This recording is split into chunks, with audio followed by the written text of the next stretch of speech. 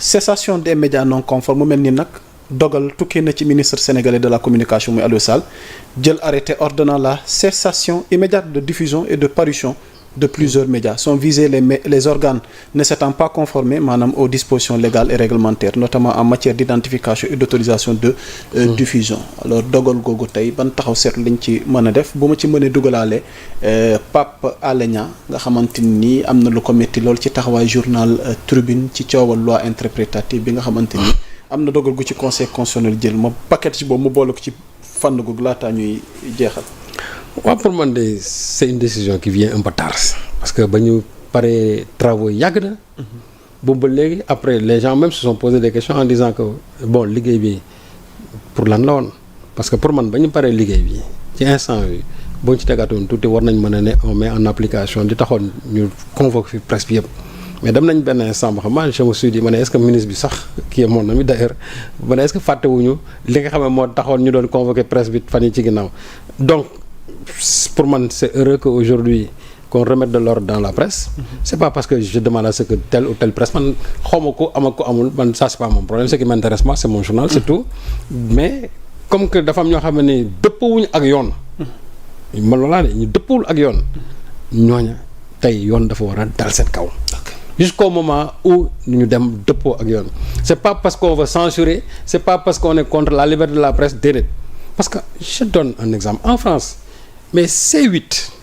appartenant au groupe Bolloré. Mais C8 gën nañ ko ci TNT bi. yàgg na énergie gën nañ ko ci. TNT bi. da ngaa dégg France ñu naan on a censuré on a nangam da nga dégg ñu wax ko. les gens ont trouvé normal ça mais pourquoi nag ñun on va être une exception. c'est pas man il m'est arrivé ici ñu tëj fi chaîne ma xeex ci. parce que xam naa dañ leen a tooñoon. tey ku xamante ne dañ laa tooñ tëj sa chaîne je vous assure que dinaa la défendre comme ni ma doon défendre Sen TV comme ni ma doon défendre surtout comme ni ma doon défendre Walfadjri mais nag su fekkee ne dañ ne code de la presse bi lii la wax ñu ne war tënku leen ci lii ak lii ak lii ak lii ñu jàpp ne def ay travaux ci ña ko doon def nekk ay nit ñu baax ñu xam li ñu doon liggéey ñu pare ñu joxe ay résultats il faut que ça serve à quelque chose ñi nga xamante ne ils ne sont pas en conformité avec le code de la presse pas avec les desiderata du ministre mais le code de la presse ñooña nañ leen génne teg leen fële jusqu'au jour où ils vont régulariser vraiment seeni organes de presse man nag loolu laa gëm quant à Pape Alé Niang avec la Tribune yow sax yaa ma ko yëgal mais bi ma ko gisee ce matin j'ai ri en disant que vraiment aussi cette façon de faire je ne donne pas des cours de journalisme ko gis nga nit mën na contrôler mais c'est pas loyal nga jël nit nga xam bëgg lu muy wax nga xam ne lii lay wax nga ne non xaaral ma jël déformer ay propos am xaaral ma jël ko ci beneen sens dans l'unique but tout simplement yow nga bëgg a def sa combat par procuration bëgg ko jaarale ci Alé Niang en même temps pour montrer aux autorités même le chef de la RTS aujourd'hui yéen épousé wul li ngeen xam moom ngeen def mais heureusement que les gens ont compris parce que fii aussi nit ñu du ñooy def nit ñi dañ jàng mais pour man boobu façon journalisme daal baaxul daal et puis nit manipulation on ne peut pas faire de la manipulation dans un journalisme et soo gisee texte bi heure bi nga xam ne ci la génn et ma xëy gis ko à la une je me suis posé beaucoup de questions tu sais la Tribune c'est un journal que je respecte parce que fa nekk c'est un ami à moi sama gosse la mais quand je parle c'est pas le frère en tant que tel mais ça dit que c'est le confrère c'est-à-dire kii ni muy manager c'est-à-dire ni ñuy doxalee. loolu jàpp naa ne daal war nañ ko xoolaat mais su ma Pape Alé Niang nag je sais que yaa Moussa du ma ci wax xam nga parce que wax bi ça va amplifier te peut-être ñenn loolu lañ ci doon xool ça va amplifier. Pape Alé Niang wax ni kii et ça su ma Pape Alé Niang xool xanaa moo woo directeur de publication bi de wax ko li ma koy wax pare naa ci mais pour publiquement nii non je laisse parce que xam nga les gens ont compris. Pape Alé Niang li mu bind c'est clair comme l'eau de roche. ku ko lire di nga xam ne moom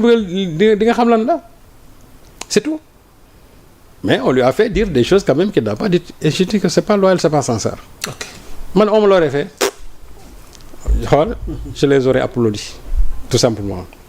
mais qu'il sache que en le faisant seen bopp la ñuy décrédibiliser mais Pape Alé Niang nit ku nekk fa muy waxee xam nañ ko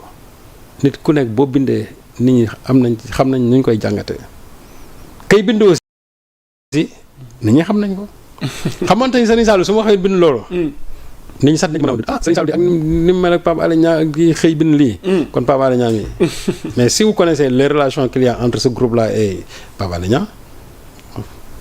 di nga xam réellement quel est le sens à donner vraiment à cet article là. jërëjëf Serigne Sall tuuti bul fàtte donc ci commentaire yi lien wu yor ngir ñi bëgg a abonné ñi bëgg a jënd journal bi en ligne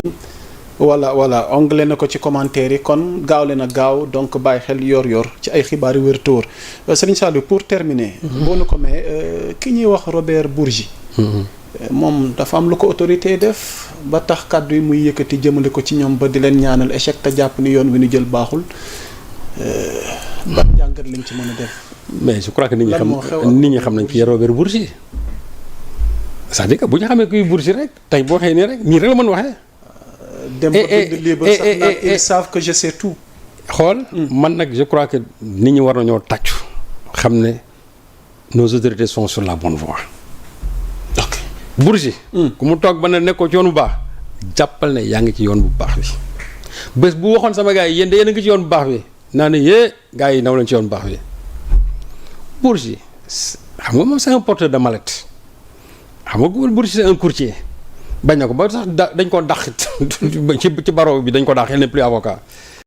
boo xoolee le rôle qu'il jouait pour les Chirac les Sarkozy et consorts nga xam ne moom c'est un porteur de mallette moo doon wax ne moom Mobutu comment dirais-je Bongo lui donnait $1 million la ko doon fay annuellement ci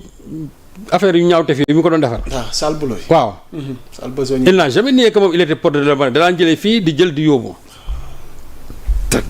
rien nag nu di que aussi daana jëlee fii ci Macky di jël di yóbbu connaissant d'abord Bourgi kii il est connaissant Macky aussi kii il est te je suis sûr et certain que boo demee yàgg naa jëlee fii mallette di yóbbu lu mu wóor Bourgi du waxantu Bourgi heure bu waxee rek tagg nit rek xamal ne jox nañ ko xaalis.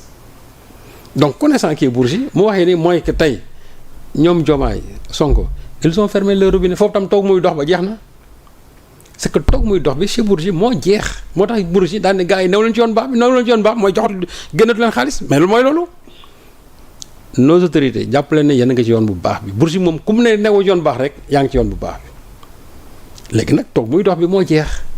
il faut que nga dégg ko mu waxaat fii et cetera tout le temps les gens ont toujours créé sax des crises entre Diomaye ak Sonko la wax nañ ko mais heureusement que ñun ñaar ñi nekk au sommet de l'État du président Diomaye ak premier ministre Sonko ils ont c'est-à-dire ñu ñaan le kii dur. déjà sax y a une bonne nouvelle pour terminer ci fan yi ñu jëm. waaw ci waxtaan wi war a am ci relance économique. mais si ak yeneen projet ak chantier nekk sunu. non y a beaucoup de choses xam nga déjà nee naa leen. qu'est-ce qu'il faut fan yii ci ginnaaw rek bi ñu waxee ne nos exportations ont diminué et nos importations ont diminué et nos exportations ont bondi loolu rek c'est un signe de bonne santé économique. ok te loolu. gëj na fee am je crois depuis temps Xoma Diouf. où ñu ne la balance vraiment le solde de la balance est excédentaire donc xam nga déjà loolu su amee rek xamal ne l'économie est en train de respirer léegi nag nit ñi buñ jaawale ñi nga xam ne dañ daan toog ci réew mi muy dox parce que yoratuñu li nga xamante ne moo doon tax moo taxoon muy dox que fu ñu toll bëgg a taxaw ne réew mi rien ne marche dans ce pays déedéet ñi ngi sant yàlla nit ñi lañ daan am ñu ngi koy am c'est vrai que les temps sont durs mais li gën a am solo mooy nañu jubbante d'abord dëkk bi te je crois que nous nos magistrats temps yëpp ci loolu lañ nekk ce que les bourgeois vont dire ce que sama grand Alioune Tine va dire ce que les autres acteurs de la société civile aussi vont dire moi je crois que ça importe peu même si on peut prendre bien sûr en compte leur opinion mais pour man loolu jarul tax nit ñi di ci perdre temps di ci wax lu bari ku ci nekk ak ca la ngay jàpp ne moom moo lay dundal sama grand nañ ko bàyyi ak Macky muy waxtaan ak moom parce que xam naa ne moom c'est ça qui le fait loolu moo koy suuxat moom nañ ko bàyyi ak Macky mu woo Macky société civile aussi nañ leen bàyyi toujours dans leur imaginaire c'est-à-dire c'est une crise qui n'existe que dans leur tête loolu aussi nañ leen ko bàyyil mais ñi nga xamante ne daal ñoom jublu nañ ci liggéey réew mi ñëpp gis nañ ne actuellement ñu ngi ci loolu te dara mënu leen a téye dara mënu leen téye nag dara. leen téye doyaluñu waaye wolof danaan lu duuf ci nag wi moom xajul ci cin bi mercredi prochain à partir de 16h incha allah bu ko kenn raté ndax y aura d'autres dossiers chauds yu ñu war a waxtaane ñu nag Serigne Saliou tàggoo bu dul tàggatoo. waaw dëgg fa yàlla moom duñ doyal ci di waxtaan ak yow rawatina internet yi nga xamante nii maa ngi leen koy fàttali nag won naa leen yoon wi ngeen di jaar ngir jàpp ci liggéey yoor rawatina ak ànd gi mu ànd ak Sénégal 7 ci ay xibaar yu wér te